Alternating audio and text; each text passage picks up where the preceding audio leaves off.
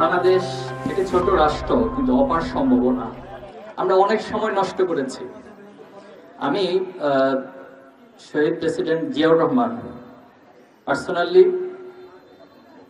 এখন পর্যন্ত বাংলাদেশের দূরদর্শিতার দিক থেকে, আধিপত্যবাদের বিরুদ্ধে অবস্থানের দিক থেকে এবং ইনক্লুসিভ বাংলাদেশ, যেটা এখন আমরা অনেক বেশি বলছি, সেই ইনক্লুসিভ বাংলাদেশ গঠনের দিক থেকে এবং পার্বত্য চট্টগ্রাম ৭১ পরে আপনারা জানেন অনেক সমস্যা ছিল, কিন্তু জিয়াউর রহমানের দূরদর্শিতার কারণে এখন পর্যন্ত আলহামদুলিল্লাহ পার্বত্য চট্টগ্রাম বাংলাদেশ তার অবস্থান শক্তভাবে রাখতে সক্ষম হয়েছে। পাশাপাশি ৭১-এর পরে পার্শ্ববর্তী রাষ্ট্রের পরিকল্পনার মাধ্যমে ইসলামকে মুছে দেওয়ার যে একটা গভীরতম নীল নকশা, সেটাও মিশিয়ে দিয়েছেন শহীদ প্রেসিডেন্ট জিয়াউর রহমান।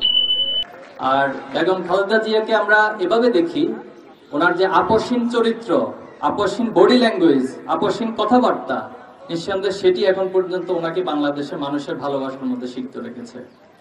আমরা চাই আগামী দিনে ছাত্র শিবির, ছাত্র দল, অপরাপর যারা এই ফ্যাসিবাদ বিরোধী আন্দোলনে ভূমিকা রেখেছে, তারা ঐক্যবদ্ধ হবে, বাংলাদেশকে এগিয়ে নিব। রাজনৈতিক মাঠে এক একজন আদর্শ, এক একজন চিন্তা, বক্তব্য আলাদা থাকবে, এটাই রাজনৈতিক সৌন্দর্য, এটাই বৈচিত্র্য। কিন্তু দিন শেষে দেশটা আমার, আপনাদের, আমাদের সকলের। আমরা সবার বাংলাদেশ সম্মিলিত প্রচেষ্টার মধ্যে দিয়ে গড়ে দেবেন ইনশাআল্লাহ। আপনাদেরকে আবারও মোবারক জানিয়ে সুন্দর আয়োজনের জন্য, আমাকে কথা বলার সুযোগ দেওয়ার জন্য কর্তৃপক্ষকে কৃতজ্ঞতা এবং ধন্যবাদ জানিয়ে কথা শেষ করছি। আসসালামু আলাইকুম।